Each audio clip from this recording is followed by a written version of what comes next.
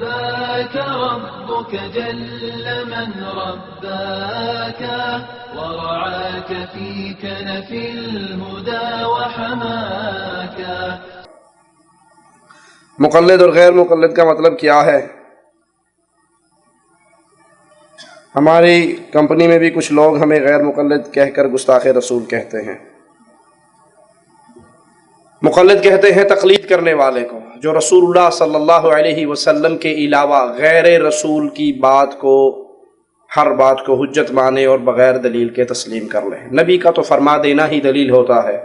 اب نبی کریم صلی اللہ علیہ وسلم کے علاوہ کوئی ایسا شخص نہیں ہے جس کی ہر بات کو بلا دلیل کے مان لیا جائے.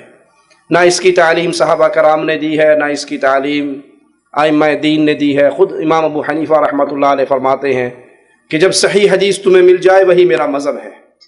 اپنے شاگرد ابو یوسف سے کہتے ہیں میری ہر بات کو نہ لکھا کر، کیونکہ میں جو بات آج کہتا ہوں کل کو صحیح بات مل جائے تو پچھلی بات سے رجوع کر لیتا ہوں، پوچھ کے لکھا کر.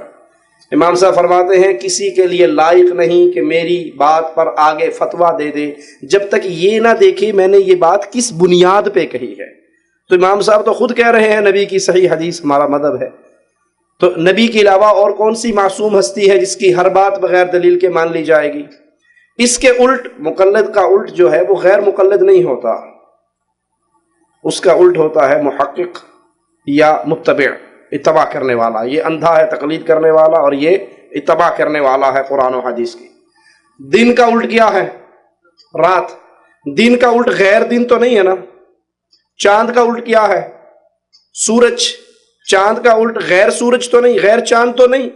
کالے کا گورا، کالے کا غیر کالا تو نہیں.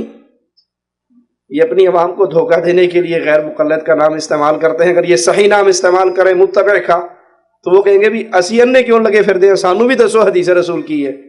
رباك ربك جل من رباك ورعاك في كنف الهدى وحماك.